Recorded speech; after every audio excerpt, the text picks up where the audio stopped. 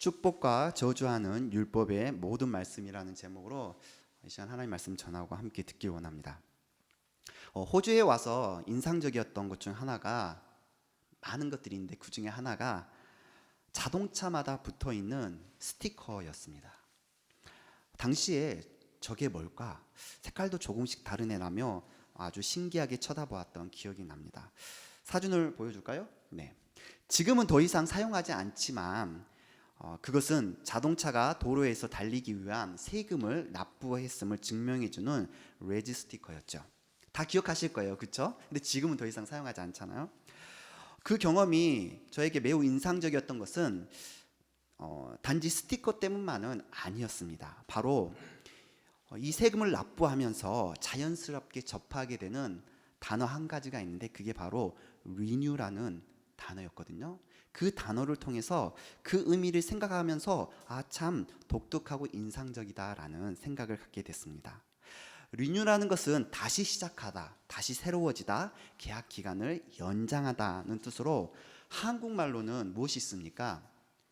갱신이라고 하죠. 되게 어렵잖아요. 저도 갱신이라는 단어를 썼지만 그 의미가 특별히 뭔지 이렇게 생각해 봤던 적이 없어요. 그런데 renew, new라는 단어를 우리가 잘 알기 때문에 다시 새롭게 하다라는 어떤 그러한 그 단어로 접했을 때 그 의미가 매우 새롭게 다가왔다라는 것이죠.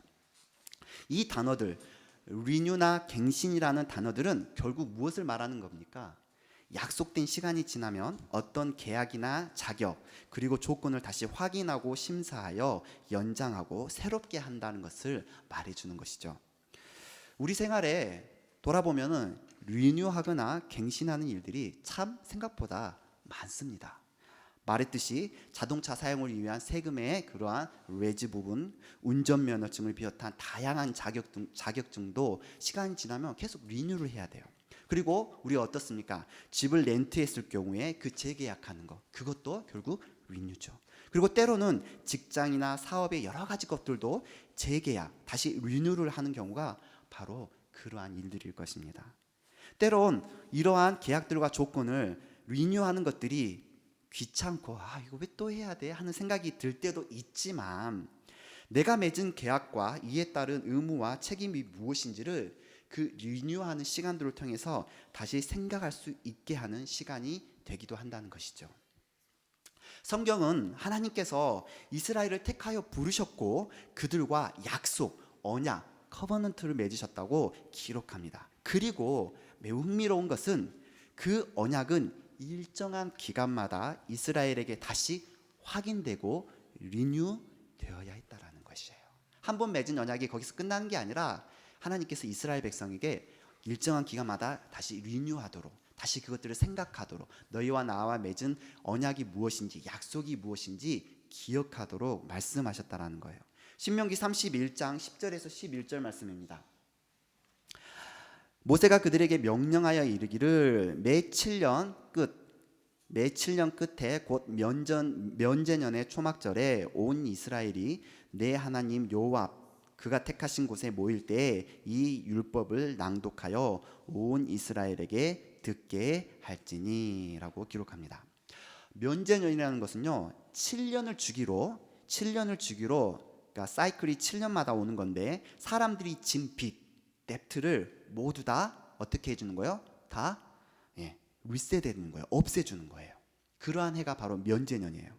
이것은 특권층이 어떠한 빚을 가지고 재물을 다 갖거나 사람들을 컨트롤하는 압제하지 못하도록 하나님께서 이스라엘에게 정하신 사회적인 안정장치였습니다. 그런데 그 해의 장막절에 이스라엘이 하나님이 택하신 곳에 모여서 이스라엘이 다 모여요. 그 해에 면제년에 하나님의 율법 그들이 하나님과 맺은 언약을 듣도록 명령하셨다는 거예요.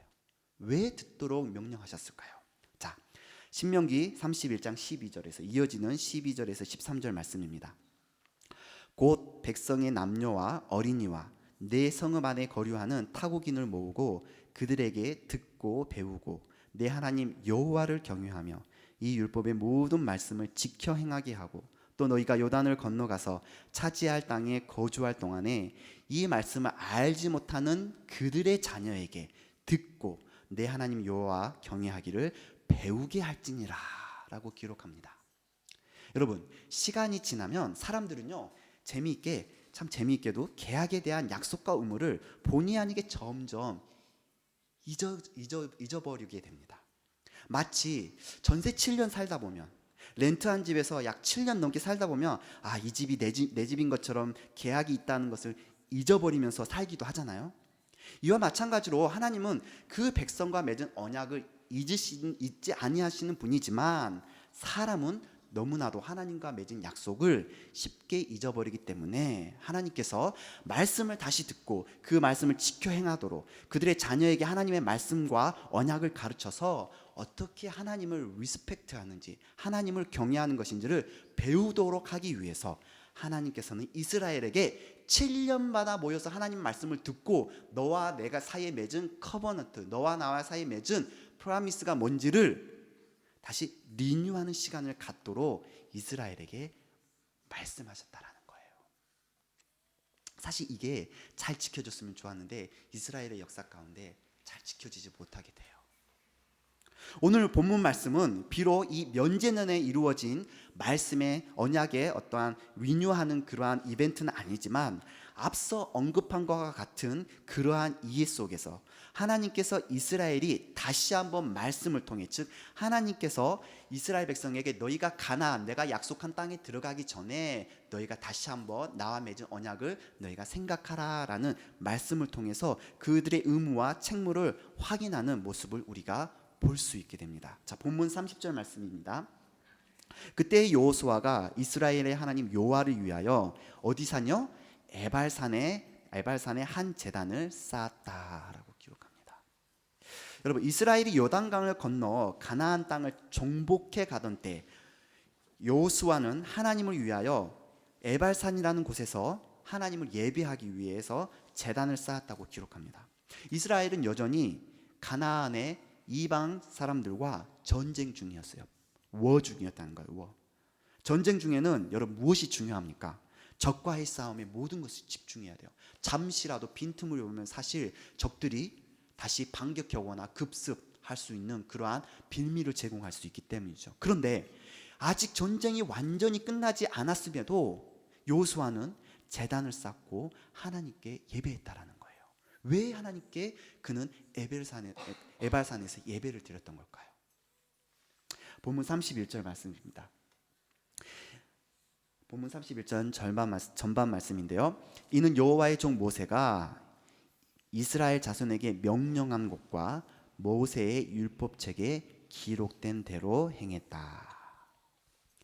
네, 거기에는요, 그들이 가나안 땅에 들어가기 전에 하나님의 명령이 있었다라는 거예요. 신명기 27장 4절에서 5절 절반 말씀입니다. 너희가 요단을 건너거든 내가 오늘 너희에게 명령하는 이 돌들을 어디에 세우고요? 에발산에 세우고, 아까쯤에 그 산이죠, 에발산에 세우고 그 위에다 석회를 바를 것이며 또 거기서 내 하나님 여호와를 위하여 제단 곧 돌단을 쌓되 라고 말씀했다라는 거죠. 아무리 전쟁 중이라도 여호수아는 에발산에 이르러 하나님께서 모세를 통해 지시한 말씀대로 그곳에 제단을 쌓았고 번제물과 화목제물을 드리면서 온 이스라엘이 지켜보는 가운데 돌들에다가 하나님의 말씀, 율법을 기록하게 됐다라는 거예요. 그리고 온 이스라엘의 회중에게 무엇을 명하게 됩니까? 본문 33절입니다. 온 이스라엘과 그 장로들과 관리들과 재판장들과 본토인뿐 아니라 이방인까지 여호와의 언약궤를 맨 레위 사람 제사장들 앞에 궤의 좌우에 서되 절반은 모인 사람들의 그 전체 모인 사람들의 절반은 그리심산 앞에, 절반은 에발산 앞에 섰으니 이는 전에 여호와의 종 모세가 이스라엘 백성에게 축복하라고 명령한 대로 함이라. 남녀, 신분과 사회적 지위, 그리고 이스라엘이거나 이방인이거나 모두 언약궤를 앞에 두고 절반은 그리심산 앞에, 절반은 에발산 앞에 모였다라는 거예요. 자신들의 조상과 그들이 맺은 하나님의 약속의 말씀, 우리가 하나님과 어떤 약속을 했는지 듣기 위해서 말이죠. 하나님과의 언약을 다시 리마인드하고 리뉴하기 위해서 말이죠. 그런데 궁금한 거는 왜 두 쪽으로 나누어 서게 했던 것일까요? 왜 두 쪽으로 나누어 섰냐는 것이죠. 신명기 11장 26절에서 29절 말씀입니다. 하나님께서 이스라엘 백성에게 말씀합니다. 내가 오늘 복과 저주를 너희 앞에 두나니 너희가 만일 내가 오늘 너희에게 명하는 너희의 하나님 여호와의 명령을 들으면 복이 될 것이요 너희가 만일 내가 오늘 너희에게 명령하는 도에서 돌이켜서 떠나 너희 하나님 여호와의 명령을 듣지 아니하고 본래 알지 못하던 다른 신들을 따르면 뭐하라고요? 저주를 받으리라. 내 하나님 여호와께서 내가 가서 차지할 땅으로 너를 인도하여 들이실 때 약속된 땅으로 들어갔을 때 뭐하라고요? 너는 그리심산에서 축복을 선포하고 에발산에서는 뭘 선포하라고요? 저주를 선포하라라고 하나님께서 말씀했다라는 거예요. 그래서 둘로 나눴어요. 에발산 앞에 도착했을 때 절반은 그리심산 앞에, 절반은 에발산 앞에 섰던 것은 그냥 아무 생각 없이 섰던 게 아니라 하나님께서 그렇게 명령하셨고 그 두 산을 나누어서 하나님께서 말씀을 선포하되 그리심산 앞에서는 축복의 말씀을, 에발산 앞에서는 저주의 말씀을 선포하라 말씀했다라는 것이죠. 그리심산과 에발산은 약 240m의 높이로 형태가 서로 비슷하고 서로 마주 보고 있습니다. 사진을 보여주실래요?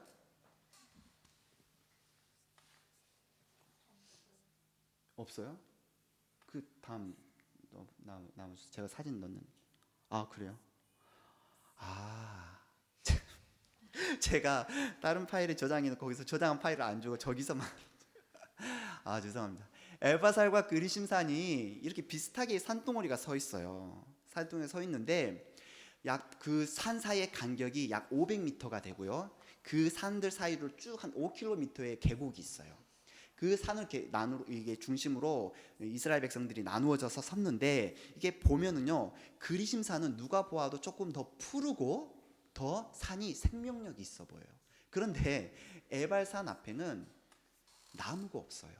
뭐냐면 민둥산이에요. 그냥 사막에서 우리가 그 광야에서 볼 수 있는 그 흙 색깔만 있는 그러한 산이에요. 그래서 그리심산은 푸르름이 보이고 에발산 앞에는 푸르름이 없다라는 거예요. 즉 무엇을 하나님께서 말씀하시는 것입니까? 하나님께서 너희가 내 말을 지켜 복을 받을 것인지 아니면 내 말을 지키지 않고 우상을 섬겨 저주를 받을 것인지 이스라엘 백성들이 뭐 하셨다라는 거예요? 시각적으로 보여주셨다라는 거예요. 너희는 무엇을 선택할 것이냐라고 그들에게 이 산 앞에서 말씀하셨던 것이죠. 본문 34절에서 35절 말씀입니다.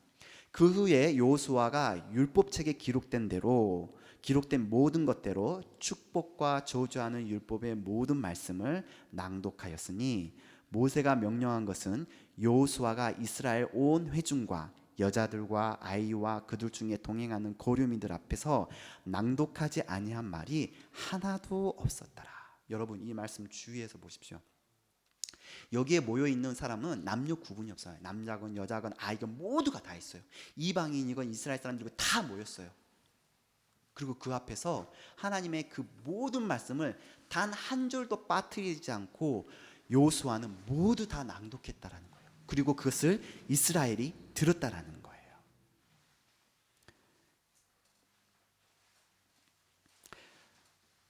여러분, 저와 여러분은 어느 곳에 서 있기를 원합니까? 물론 그리심산암과 에발산 앞에 섰다 해서 축복받고 저주받는 것이 아니라 그것을 하나님께서 상징적으로 보여주셨던 것인데 저와 여러분은 어디 앞에 서기를 원하십니까? 당연히 그리심산 앞이죠. 그리심산 앞에서 선포된 나를 향한 축복의 말씀을 우리가 듣기를 원한다는 것이죠. 많은 사람들이 생각하기를 하나님은 우리를 축복하시기만 한다 생각하지만 하나님은 정확하게 생명의 말씀과 심판의 말씀을 함께 우리에게 선포하고 가르치고 말씀하신다라는 거예요. 그것은 예수님도 똑같이 하셨던 거예요. 많은 사람들은 예수님이 그저 사랑만을 외치신 거라고 말씀하지만 아니요, 예수님은 정확히 생명과 심판의 말씀을 함께 전하셨고 다시 오실 주님은 심판의 주로 오신다고 성경은 기록합니다. 자, 요한복음 12장 47절에서 48절 예수님이 하신 말씀을 우리가 보도록 할게요. 예수님이 제자들에게 하시는 것입니다. 사람이 내 말을 듣고 지키지 아니할지라도 내가 그를 심판하지 아니하노라. 내가 온 것은 세상을 심판하려 함이 아니요 세상을 뭐하라고요? 구원하려 함이로다. 자, 나를 저버리고 내 말을 받지 아니하는 자를 심판할 이가 있으니 누구입니까? 곧 내가 한 그 말이 무슨 말이요? 예수님께서 하신 그 말이 마지막 날에 그들을 뭐 한다고요? 심판하리라. 똑같아요. 말씀을 순종하고 말씀을 지켜 행하기를 결심한 자는 그것이 생명이 되고 축복이 되지만, 말씀 듣기를 하나님의 도에서 그것을 돌이켜서 하나님의 말씀을 따르지 아니하고 그것을 가르치지 않아서 하나님의 말씀을 모르는 자들에게는 무엇이요? 심판과 저주가 임할 것이라고 예수님도 동일하게 말씀하셨다라는 거예요. 자, 말씀을 정리할까 합니다. 오늘 우리 각자는 여기 있는 어린 친구들, 우리 학생부 친구들, 청년들, 또한 어른들이신 저와 여러분 모두 다 우리 각자는 뭐 앞에 서 있습니까? 하나님 말씀 앞에 서 있습니다. 이스라엘 백성이 약속의 땅을 들어가기 전에 그들의 하나님과 맺은 언약이 무엇인지를 그들이 다시 한번 리뉴했던 그 그리신산과 에발산 앞에 섰던 것처럼 우리 모두가 오늘 하나님 말씀 앞에 서 있다라는 거예요. 그리고 우리는 내일도 그 하나님 말씀 앞에 서게 될 것입니다. 우리가 무엇을 결단하고 결정하고 따를 것인지, 우리의 자녀에게 무엇을 가르칠 것인지는 저와 여러분의 선택에 달려 있다라는 거예요. 그 선택에 따라서 하나님이 주시는 생명과 축복을 얻을 수도 있지만, 그 말씀을 지키지 않고 따르지 않고 또한 그 말씀을 가르치지 않는다면 심판과 저주가 임하게 될 것임을 우리는 기억해야 합니다. 저와 여러분이 선택하는 길이 생명을 얻고 하나님께서 우리에게 예비하신 그 모든 복들을 누리는 그러한 복된 사람이 될 수 있기를 원합니다. 오늘 그러한 의미로서 우리가 하나님의 말씀을 낭독하고 우리 아이들에게 가르치기를 원하는 거예요. 우리의 기억력과 우리의 어떠한 말씀을 외울 수 있는 스킬을 보여주기 위한 것이 아니라 우리가 하나님의 말씀을 기억하면서 우리의 자녀에게 가르치고, 하나님, 내가 오늘 나의 삶이 그 말씀 앞에 서겠습니다. 내일도 그 말씀 앞에 서겠습니다. 내가 죽는 날까지 그 말씀 앞에 서서 그 말씀을 지켜 향하겠습니다 라는 리뉴하는 시간이 되어지기를 원하는 것입니다.